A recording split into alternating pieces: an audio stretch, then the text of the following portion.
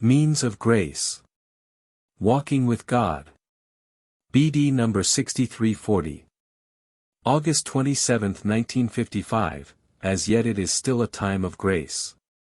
I still try to persuade you humans by various means to turn around or to lead you into perfection, only your will must not be entirely in opposition to mine. If you humans rebel against me, against your destiny and everything that is still intended to benefit your soul, then my means of grace will be ineffective, and then your life will also be at risk, the life of the soul, for then it will succumb to spiritual death. You humans ought to fit in with my will, you ought to realize that you are powerless by yourselves and passively surrender to the one who rules over heaven and earth. Only through such passive devotion will you improve your earthly life, and then also allow the means of grace take effect and achieve progress for your soul. It is the time of the end and therefore a time of great adversity because I still want to help people turn around or achieve perfection.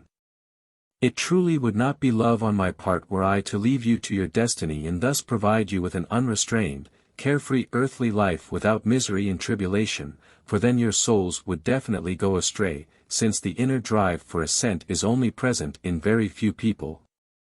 I must support you because I love you, but I can only grant my support in a way which I regard as a blessing for your soul, by being strict with you in order to bring you to your senses, since you are close to the end and haste is essential.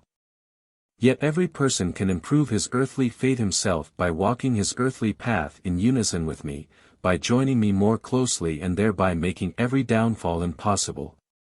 And then I will also guide him such that his earthly life will be more bearable. For then he will no longer need harsh means of help because I will have won him over for myself. Yet as long as the human being still resists me he only feels the burden and not my help. However, my love also applies to him and tries to win him over, only it uses different means which are nevertheless means of grace, because they only intend to achieve my living creation's return to me. But how insignificant are these sufferings and adversities compared to the torments of a renewed banishment into solid matter, which, however, will irrevocably happen to you humans if you don't bow down to my will in these last days before the end. Through suffering and adversities I want to achieve nothing other than your return to me, who can and will help you at all times. You labor and are heavily laden. Yet you know one who calls you to himself. Follow his call, come unto me, all ye that labor, and are heavily laden, and I will give you rest. And there is nothing I will not give you if only it benefits your soul. Join the group of my children, don't keep apart in willfulness or defiance but come to me as well, you who are still distant from me, and relinquish your resistance. For traveling the path with me is truly easier and more pleasant since I will guide you such that you will effortlessly reach your goal, but my path leads away from the world.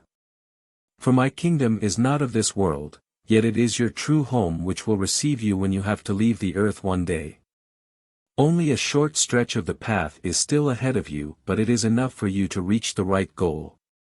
But if you hand yourselves over to me and my guidance without resistance you will not regret that you followed the one who is the Father of all of you, who wants to guide his children to eternal beatitude. Amen.